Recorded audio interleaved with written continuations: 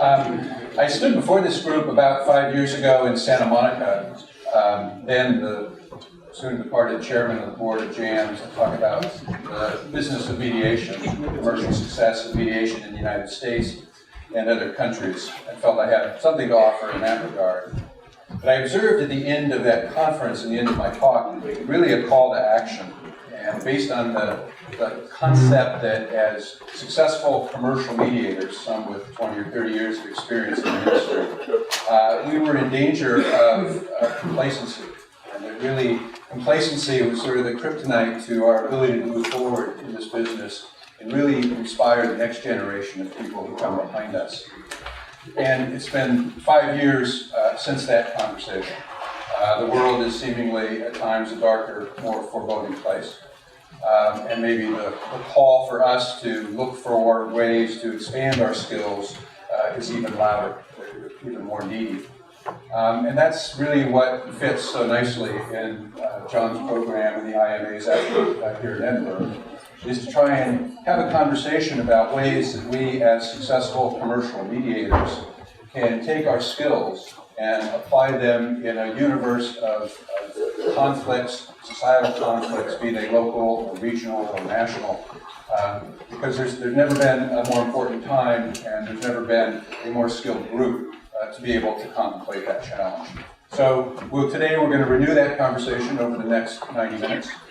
Whether that conversation takes us to examples of some of the things that are happening in the United States where people are organizing living room conversations amongst neighbors who have disparate views on important issues, or as John and his contemporaries were talking about this morning, the bus operator who was here talking about important conversations designed around bus rides, or broader conversations about tackling problems. Daniel Bowling is a friend of ours in the IAM. He's not here in Scotland with us, but I know back home he's doing important work in some of our local communities with getting government entities together around homeless problems and trying to better the lives of many who are homeless in our community.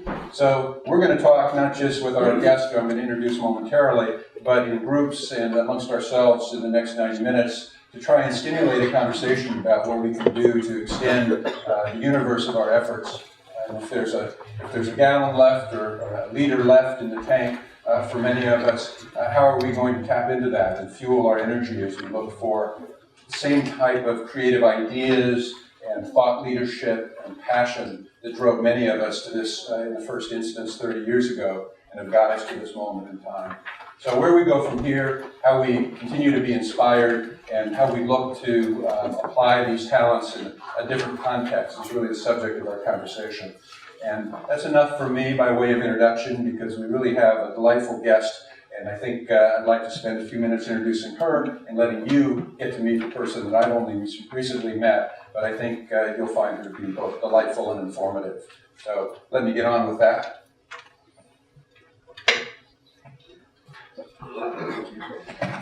So this is Dr. Elworthy, and I'm going to start by just reading a paragraph from a recent book acknowledging her credentials, and it will be but a sampling of the things that she has done within her life, some of which I hope to draw upon in our ensuing conversation. Dr. Elworthy is a PhD. She's a 3-time Nobel Peace Prize nominee for her work with Oxford Research Group to develop effective dialogue between nuclear weapons policymakers worldwide and their critics. Work which includes a series of meetings between Chinese, Russian, and Western nuclear scientists and military. She founded Peace Direct in 2002 to fund, promote, and learn from local peace builders in conflict areas. Peace Direct was voted Best New Charity in 2005. And Scilla was awarded the Nobel Peace Prize in 2003, was advisor to Peter Gabriel, Archbishop Desmond Tutu, and Sir Richard Branson in setting up the Elders. Scilla co-founded Rising Women, Rising World in 2013, and FemQ in 2016 to establish the qualities of feminine intelligence for women and men as essential to use in building a safer world. Her TED Talks on nonviolence have been viewed by over 1 million people, and her latest book, The Business Plan for Peace, is been introduced by no less than the Dalai Lama. And I have a hard time getting my wife to preview my blogs. So, testament to the Dalai Lama is credit to the message contained in the book. But with that introduction, I would like to welcome our guest.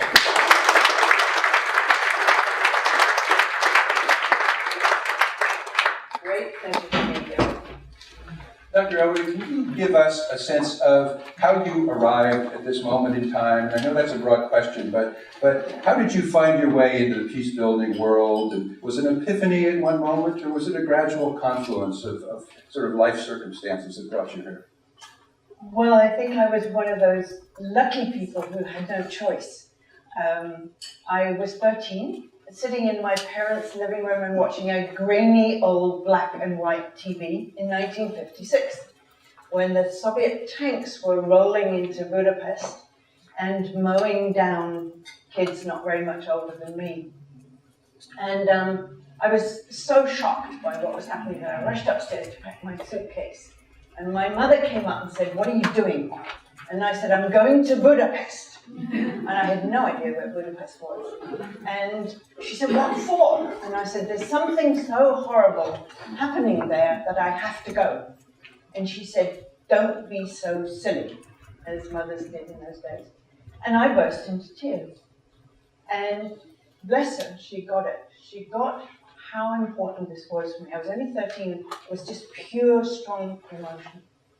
And she said, "Listen, you're too young to be any use. If you just unpack your suitcase, I will see to it that you get trained." And she did. And what did that training look like to a 13-year-old? Well, she sent me at 16 to work in a camp for known as displaced persons, but mostly survivors of concentration camps. And I sat during the summer peeling potatoes, listening to the stories of what had happened to people in Auschwitz and other places. And then I went to work in camps for Vietnamese refugees and in an orphanage in Algiers, and then in moving through the Congo in the middle of the Civil War and so on. So it was an education. What are some of your memories from those early lessons that you've carried forward in life? I don't think I knew it then, Bruce, but what I think I've learned gradually is the formidable importance and usefulness of listening. And I noticed in our conversation earlier what a good listener you are. And I do believe that really intently giving someone else our full attention is a very large part of enabling the relationship to develop. Good. An important part of our conversation I want to come back to shortly. What are some of the early challenges you faced getting into this peace building? I hate the word space because it's so sort of diminishing, but to get into this life endeavor, what are some of the challenges that you confronted that are most notable? Personal or institutional? Well, I was living in South Africa and married to a South African, and he gave me the opportunity to go back to university, so I did and learned Zulu, and that was the first breakthrough in my actual understanding of what was happening in South Africa. As a fairly secluded white person, I was completely unaware of the depth of what was happening. So that was a huge learning for me, to be able to go into the so-called homelands and actually hear people and for them to speak with me in their own language. So you learned the language and you became involved culturally at that level. That's right. And it was a series of big shocks. And on the back of it, having the wherewithal to decide what I could do to help, which was to work for a nutrition education organization, enabling people to grow their own food and to use their very meager means to feed their families. So you've done a lot of work in the area of peace building, and a lot in the area of nuclear disarmament. I can only imagine the types of challenges that you've run into, and types of personal perseverance you've had to tap into to move in that direction. Talk about that a little bit. What were some of those challenges? Where did you find the strength to move forward? Well, I had to face my own drivers first. In 1982, I became fearful and angry about the buildup of nuclear weapons worldwide, not just in the superpowers. And I became convinced that a nuclear war was likely. And in fact, in 1983, as many of you will know, we were actually 20 minutes away from a Soviet-American nuclear war by the misreading of an incoming radar signal in Moscow, which turned out to be a flock of geese. And so I was driven to want to do something. I wanted to render the process of nuclear weapons policymaking accountable and more transparent. Because in Britain, I don't know about in the States at the time, but in Britain, a new nuclear development was simply announced in Parliament once it was a fact. You couldn't stop it. And I thought that was outrageous for us British voters and ratepayers to be dumped with such an incredibly destructive system that we didn't ask for. So I decided to find out who made decisions on nuclear weapons. And everybody said, you're nuts. I mean, you can't possibly. So I said, well, let's start with China. That must be the most difficult. Wrong. The most difficult was France, actually. Not naming names. But I managed to accumulate a very small group of 6 researchers, each a specialist in one of the countries. And in 4 years, we published our first book, which was called How Nuclear Weapons Decisions Are Made, with wiring diagrams showing how the intelligence community influenced the warhead development labs and how the missile producers influenced what kind of weapons the military would have and so on. And it was published, and there was a deadly silence from the Ministry of Defence in Britain, who eventually banned us from talking to any of the military in Britain. Partly because what we wanted to do was to bring those policymakers to meet their opposite numbers from other countries and to meet their informed critics, people who'd been in the business and had retired, like Professor Frank Barnaby, who had been a warhead designer at Aldermaston in Britain, and then decided ethically that it was the wrong thing to do, and is now, or then became the director of the Stockholm International Peace Research Institute. So it was those kind of people. And initially, it was a terrible failure because nobody wanted to talk to us. It was a very closed shop. And it took me a while to realize, and some good advice from Quakers, I became a Quaker about that time, who said to me, people who you're trying to talk to can feel your anger and your fear. So I had to deal with that. As we know, mediators have to deal with their own emotions. And it was only through a lot of learning to meditate with the Quakers and so on, and people, good friends, putting me through my paces, that I gradually reached a place where I could see the nuclear policymakers as people, not as what they were doing. I could separate the two. And then the meeting started to happen. And I don't want to detract from the meeting. I want to step back for one moment and ask, because for a lot of people, as you point out in your book, ordinary people can do extraordinary things. And I suppose corollary is extraordinary people can do extraordinary things too. But how did you get to that conversation about nuclear disarmament from where you began? How do people listening to you take comfort in the sense that this is possible from an ordinary starting point to an extraordinary conversation? How did you make that journey? Whereas I think it depends on your passion. This is why when young people come along to me now and say, the world's in a real mess, I'm terrified of the future, what can I do? I say to them, what breaks your heart? And that's what matters for a young person. What breaks your heart? So is it refugee children? Is it injured animals? Whatever it is, name what breaks your heart. Second question, what are your skills? Are you good at social media? Are you good at crowdfunding? Are you good at gathering people around you? Okay, marry your skills with your passion. And in my case, it was, I loved doing research, but I also was passionately interested in what made people tick. And I married that with what was breaking my heart, which was the likelihood of nuclear war. And so the two married. And for you, it wasn't a huge leap. For you, it was just a natural step. More or less. And gathering around me a group of people who, none of us knew anything about nuclear weapons when we started, but who were keen to learn and were passionate and were committed. Paid almost nothing.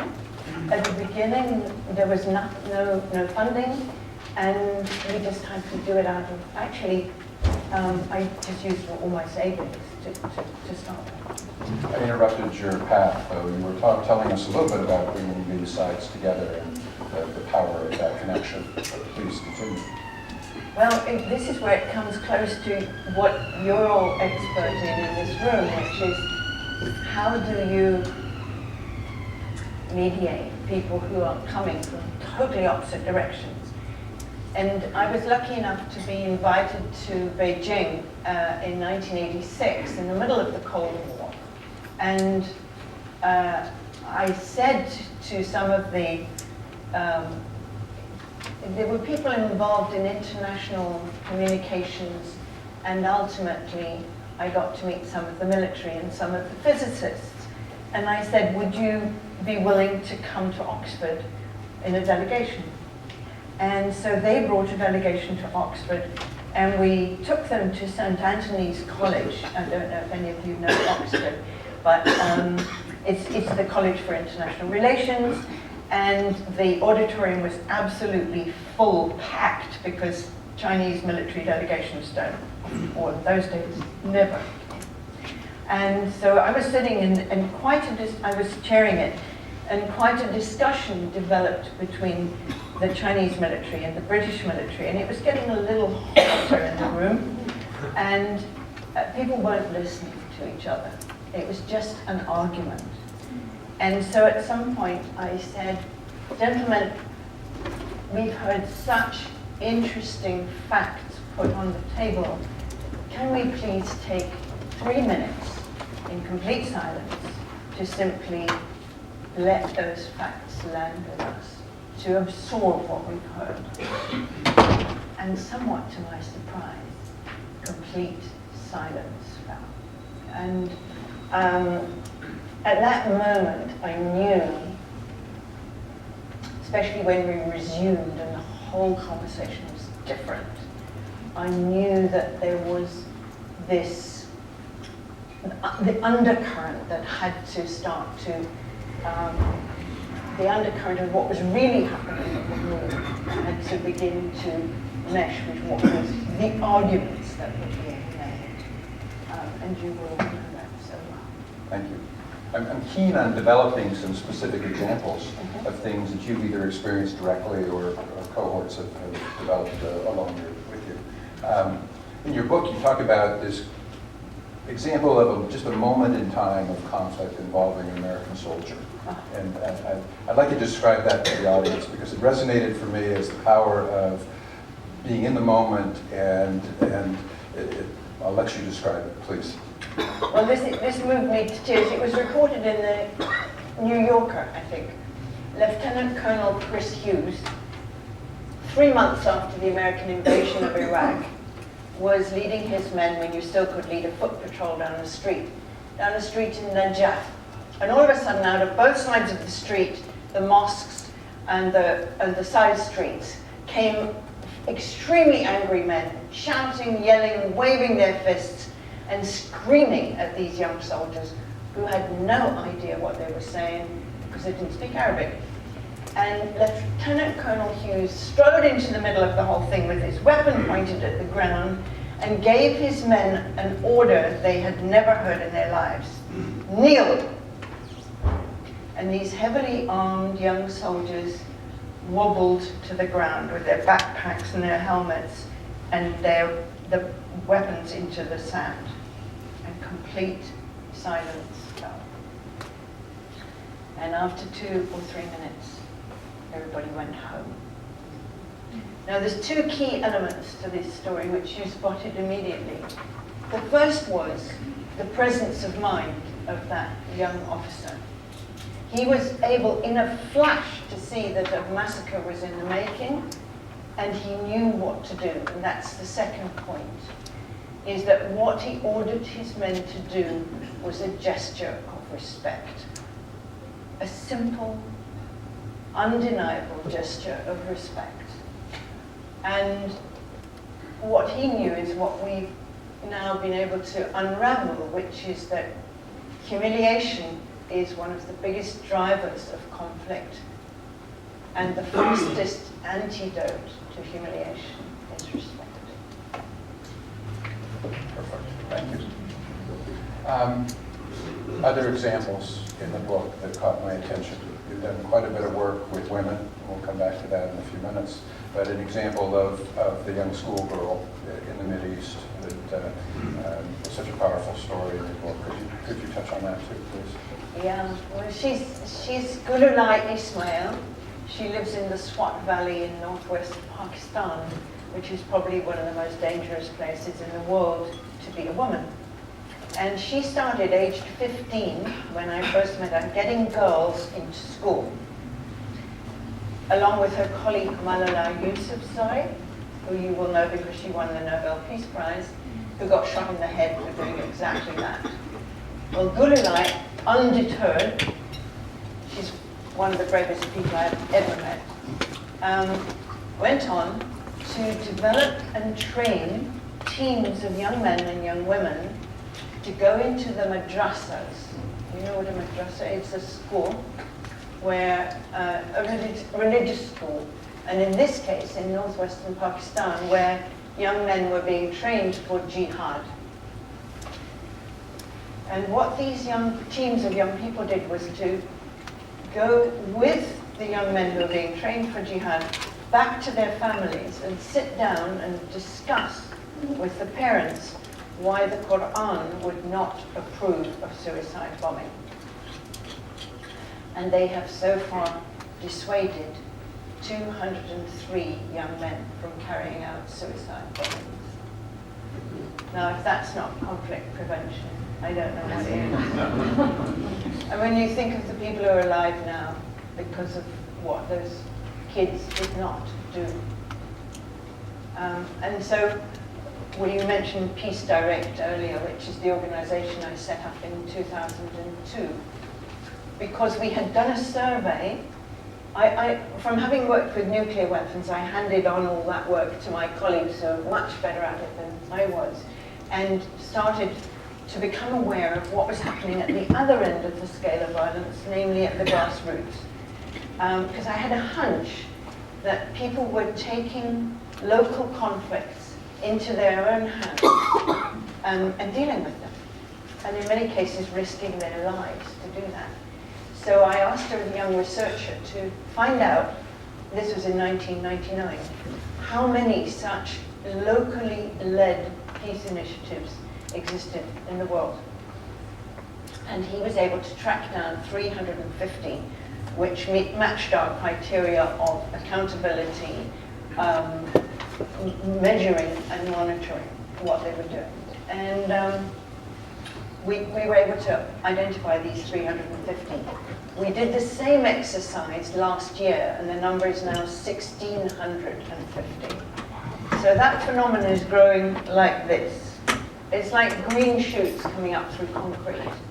So when people tell me that the world is becoming a more dangerous place, that is really only now true of the Middle East, in terms of actual battle casualties.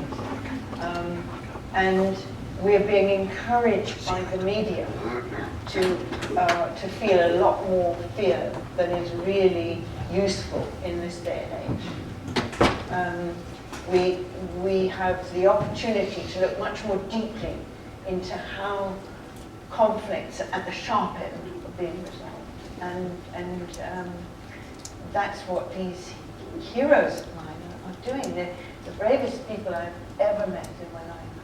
And an observation about some of these brave people, they're doing what they're doing with minimal training, it seems. These schoolgirls in Pakistan, I'm surmising, but they didn't go through the same mediation courses these people have taken. No. Can I tell you about one in the Congo? Would you please? Henri Bouraladi was a child soldier in the Congo. You know about the Congo conflict. It's lasted for 6 or 7 years, killed 6 million people, but nobody even remembers it now. And it's still going on. Henri was a child soldier. He managed to escape, and he walked through the bush for 3 days with no food and water, and eventually was received in a place called the Center for Resolution of Conflicts, a French organized outfit. And he was de-traumatized there. They cared for him and helped him get over what he'd been through. And he decided to devote the rest of his life to freeing other child soldiers. So now when my organization sends him a very small amount of money, $100, he gets on his motorbike, rides into the bush, and buys a herd of goats. And he drives the goats to where the militia are hiding. And that in itself is risking his life, because the media are trigger happy, they're high on drugs, and they don't like strangers. But Henri knows how to talk to them. So he bargains one goat, price $5 for one child. And he takes the children home to their families. And that's when the hard work begins, as you all know. Because when people have been through that kind of trauma, these kids have been taught to kill by being sent into their own villages with an automatic weapon to shoot people. That's the boys, and the girls are being sex slaves. So these kids are probably more highly traumatized than you can imagine. And they've found such ingenious ways of enabling the kids to be reaccepted by their communities. Because the communities reject them, they think they're monsters, and won't have them back. The temptation is to follow these threads, and we could all afternoon. I want to get just a couple more examples out though to stimulate the thinking. Your book is replete with the importance of getting more women involved in conflict resolution. Will you touch on that theme for a moment, please? And I think it's really important because when UNIFEM, the United Nations Organization for Women, measured what was the percentage of females at peace negotiations, and they found it to be 3.5% of those sitting around peace tables were women in 2009, this was. And they then set up teams to encourage more women, and they found that if the percentage of women went up just to 10% around the tables, the peace agreements reached lasted 15 years longer than they would have done before. Most peace agreements collapsed in 5 years, and when women were more present, they lasted 20 years. So that what they learned was that when women were there, they were able to represent the interests of the victims of war, whose interests would otherwise not have been taken into consideration, namely the maimed, the bereaved, the widows particularly, and the soldiers returning with PTSD. So when these issues weren't taken into consideration, the peace agreements fell apart because people weren't behind them, and the struggles re-emerged. But when women were there and insisting, they lasted that much longer. So their aim now, it's now called UN Women, is to get 50% of negotiators and mediators to be female. With the encouragement that women from every country where there is conflict to put forward the biographies of women who would be capable and able to sit at the table. Because most governments or factions will say, we haven't got any women who are competent, which is nonsense. So inclusive security in Washington, D.C., led by your former ambassador to Hungary, is doing a fabulous job bringing the biographies of capable women into full recognition to be at the peace table. Thank you for that important observation. Hard to imagine the conversations between the governments of the United States and North Korea looking the same if there were two women leaders engaged in that dialogue. Just an observation. Let's talk for a moment about some of the specific skill sets that you and others like you bring to the table. Because in reading your book, I've got to say, it reads a little bit like a primer for mediators, to be quite honest. The value of listening and the value of some of the things we discussed this morning. Talk to me about what some of those attributes are. Maybe the easiest or hardest place to start would be how friends of yours might describe you. What kind of characteristics do you bring to your efforts to build peace that you think have served you well over the years? Well, actually, the outline document that you gave me when we met before is really going to be the primer. Your notes, he's written 4 pages of notes, which to me are the basis for the best possible primer for this kind of work. I'm serious about this because I only know it from really one perspective. But bearing in mind what I've said so far, I think the first one is the ability to listen. And we all think we're good listeners. When I ask a big room full of people to raise their hand if they feel they're a good listener, most hands go up. After we've done a 45-minute exercise, and I ask them the same thing, people are much more hesitant because we really, most of the time, don't give the other person our full attention. And so listening, I think, is the biggest one. And it allows, in the exercise that we do, it allows the attention to go from the brain, which always says, I'm right and you're wrong, to the heart that begins to say, is that how you feel?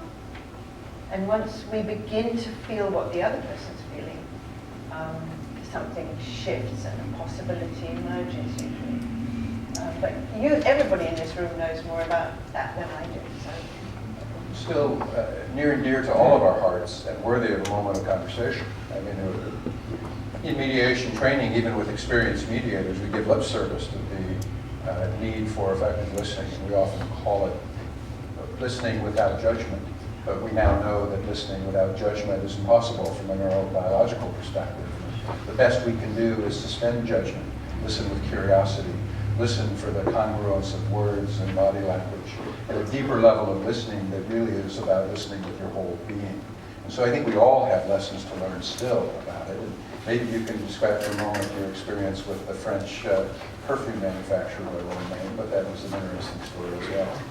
Actually, the biggest luxury goods purveyor for women in the world, and the CEO tracked me down after watching the TED Talk that you mentioned, and she said, I'm going to introduce a program of active and conscious leadership for our global presidents, of whom there are 25, mostly French aristocrats who knew everything there was to know about perfume and cosmetics and beautiful clothes, and were highly self-confident. So I had to introduce them to a little exercise to see if they could even listen to each other, because there was a lot of friction in the company and a lot of quarrelsomeness. And at the beginning, the body language was unbelievable. I was like, of course we know how to listen. I mean, everybody can listen, no problem. And so I said, well, could you please put your chairs opposite, uncross your legs, give your partner your full attention, and keep eye contact for 5 minutes while your partner speaks without nodding. Nodding? What is nodding? Of course we don't nod. I said, well, you just watch and you'll find what you do. And nodding, of course, is unconsciously giving the other person an encouragement in a certain direction. So, anyway, there was a lot of acting out, and for the first round, 5 minutes each way.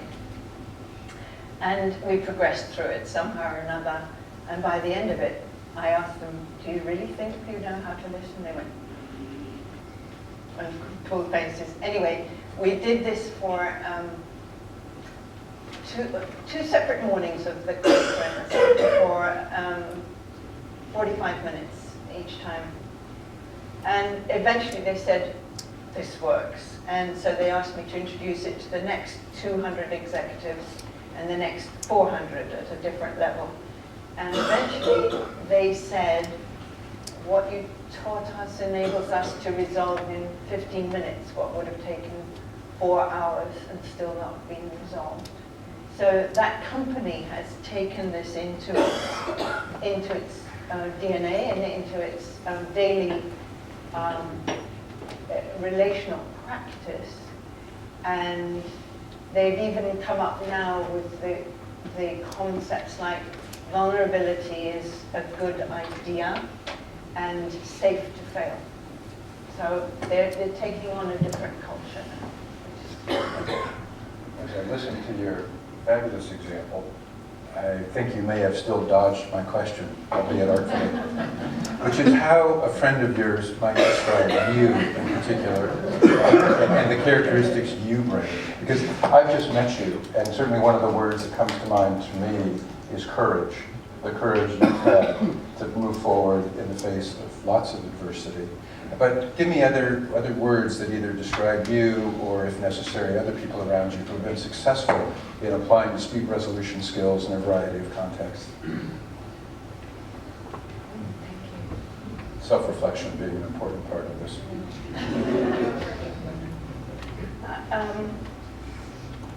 I think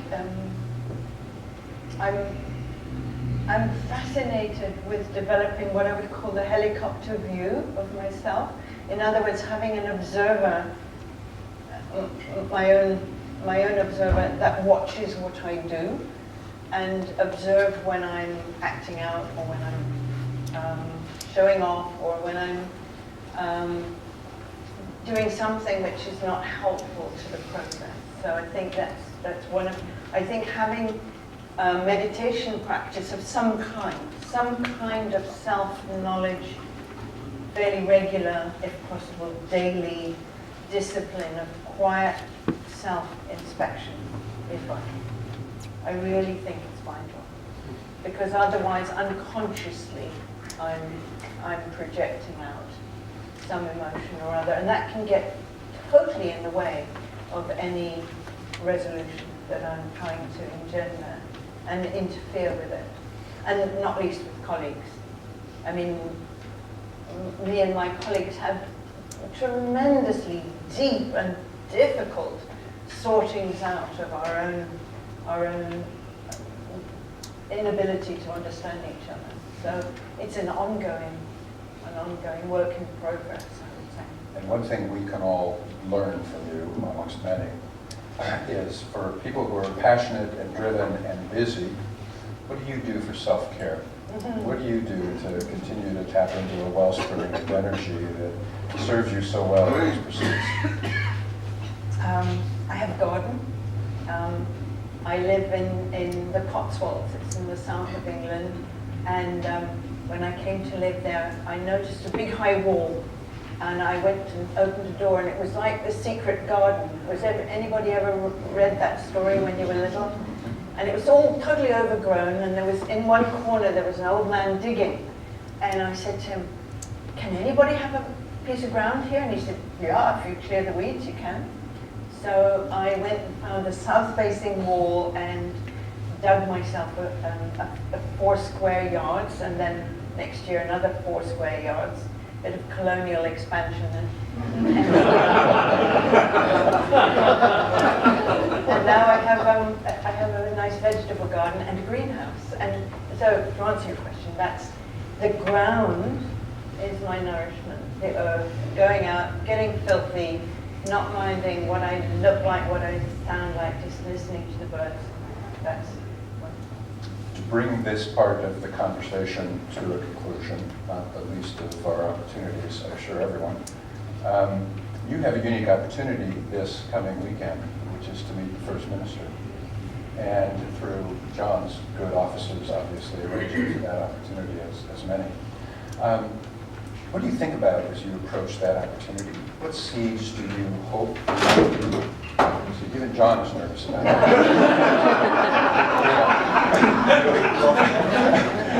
So please, that's why I raise the issue now, to give you plenty of time. What thoughts do you have as you approach that meeting? What seeds do you perhaps hope to sow in that opportunity? Well, I hope to benefit from our conversations over the next 2 days, because I'll be around for most of the next 2 days, and we'll definitely have a conversation with John, because I would value whatever you feel you'd like to put forward to her.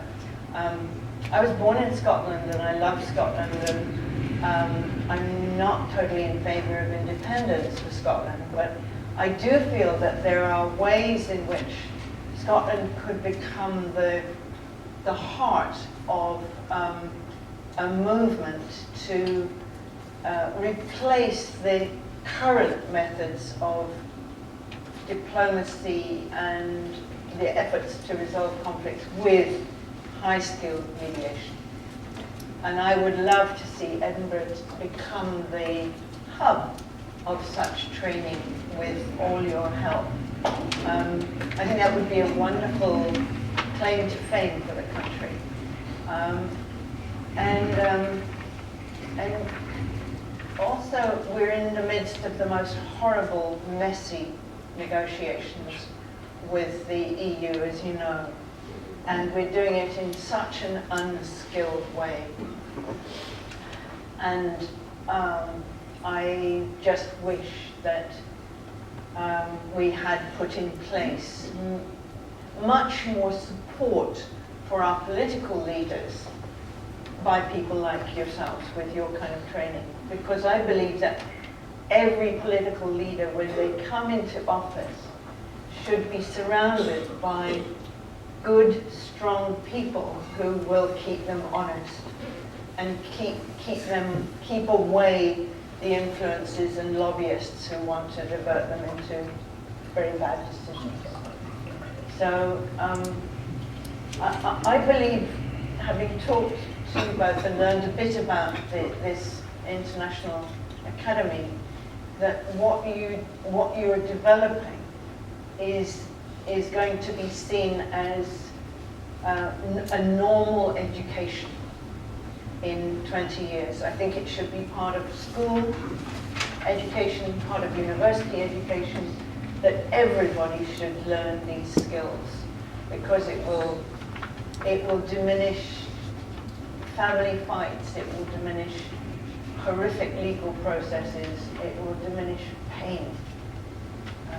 And that's what I would love to see. And maybe Scotland could take a lead on that, since this is where we are. Great. A brilliant place to leave the conversation for the moment. Thank you so much.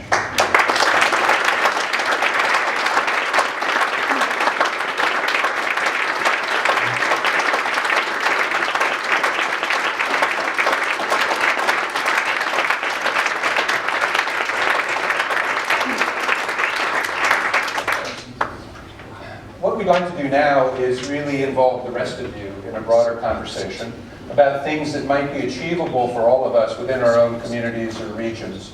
And so I'm going to ask people to stay at the tables or within the groups that they're in at the moment to answer a couple questions that we'll put up on the board. But essentially they're designed to try and get a list of specific ideas about what projects people are already involved with in their own community. you some examples to stimulate thinking in a moment. And other ideas people have about projects that maybe they could get involved with. The idea being, of course, to help inspire each other. And if we can get a scribe at each table for the purpose of making sure we have some written accumulation of those thoughts, what we'll do at the conclusion of this program with John and Rennie and others' efforts, we'll make sure we get that list assembled and out to people. Okay? That's going to be about the next 15 or 20 minutes of our program before we come back together and talk a little bit about what that means, and then how do we translate those kind of ideas into action. Those of you who know me know I'm a practical sort at heart, and the goal is to try and figure out what we do to turn those ideas into action. So to stimulate thinking, since I challenged you and myself 5 years ago, I've done a number of things. Started the online mediation training program with my wife and others to develop lessons for people to access around the globe. We're in the process of trying to formulate a group of individuals with a host of 100 international fellows coming from our organization in different countries to try and access projects that they can make use of locally, bringing their conflict resolution talents to bear in local and regional problems around the globe. And a number of other ideas that people around me have given examples of, like the Daniel Bowling example a few minutes ago. So come together in your groups, talk about things that people are doing now. If I could ask the folks in the back to put on the screen the next slide that has the 3 questions I'd like you to address internally. And then we'll come back together and we'll take a snapshot of some of the ideas. And we'll have a chance, hopefully, to hear a little bit more from Dr. Elworthy. Thank you. Thank you. Right.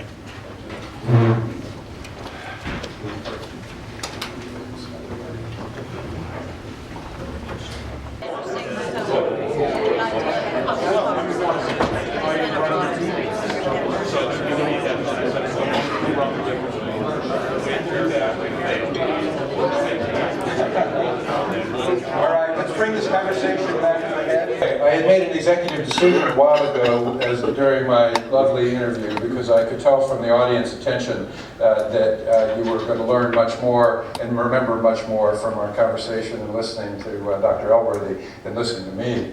So I truncated the conversation. We're going to wrap up shortly. If I could just ask for the next slide to be presented. What I've done is, in my sort of pragmatic fashion, is try and help give a blueprint for next steps for those that are motivated. And it should be uplinked on our website, edwardsmediationacademy.com, by this afternoon, if it's not already. It'll be under the blog section entitled Turning Ideas into Action, Reflections from Edinburgh.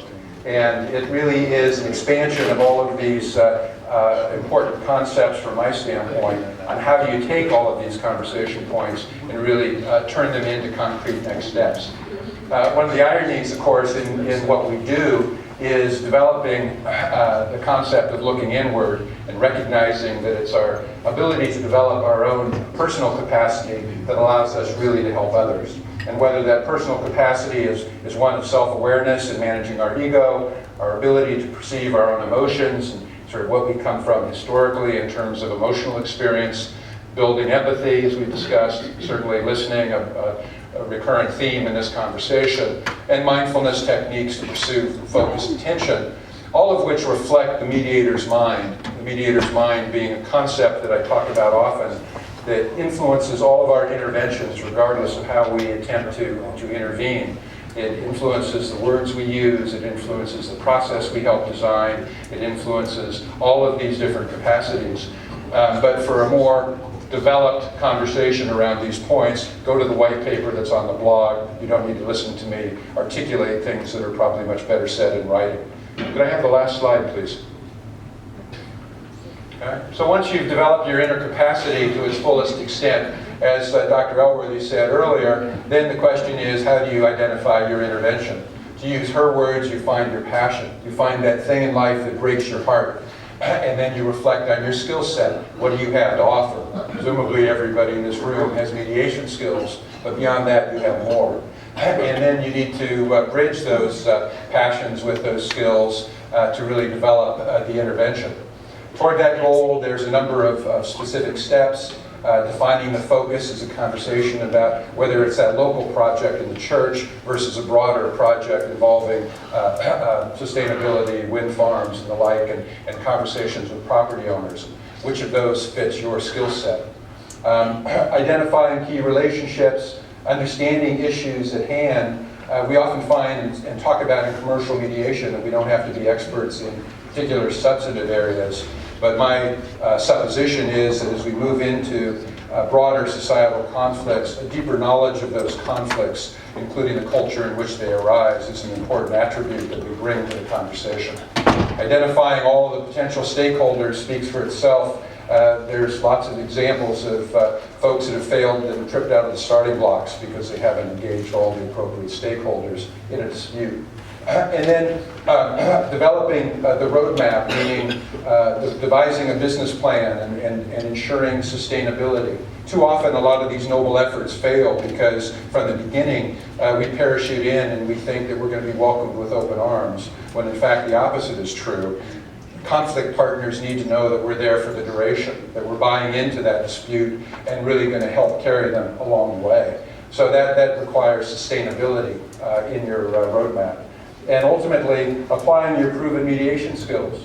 As I've said in this white paper, who better than to carry this message forward than those people who have walked into a room 1,000 times or 5,000 times and been the only one in that room to appreciate that resolution is possible, but you. You're the ones who do that day in and day out. You can bring that same sense of purpose and enthusiasm and conviction to these non-commercial disputes.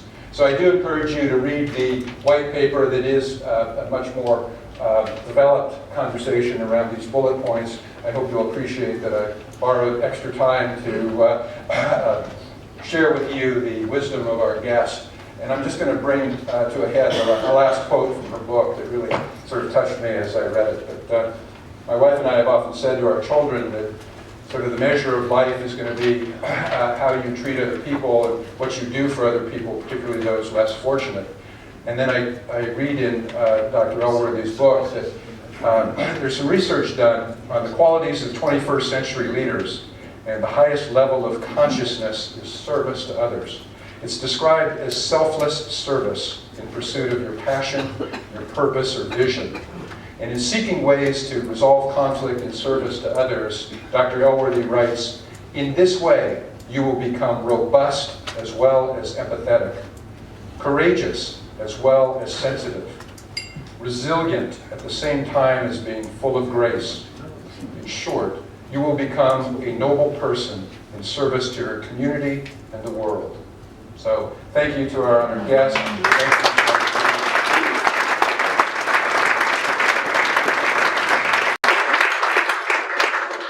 And I want just to pause for a second and remember what Scilla said about having that helicopter view of yourself. What I'd like you just to think about for a second, from your helicopter vantage point, is about how Bruce Edwards handled this, about the way in which he engaged in the conversation with Scilla, about the very different approach, tone, and passion he brought to that last very, very full segment. I'd like you especially to think about the way in which Scilla Elworthy handled herself. She talked about the helicopter that she might use to consider herself. But let us consider what we saw, what we heard, how it came across, and why it was so effective. And if our word for this session, or word are selfless service, I think we have here a selfless service. And I would like to present the first of our International Mediator tartan sashes to our distinguished guest and a proud Scot, Scilla Elworthy. Thank you so much for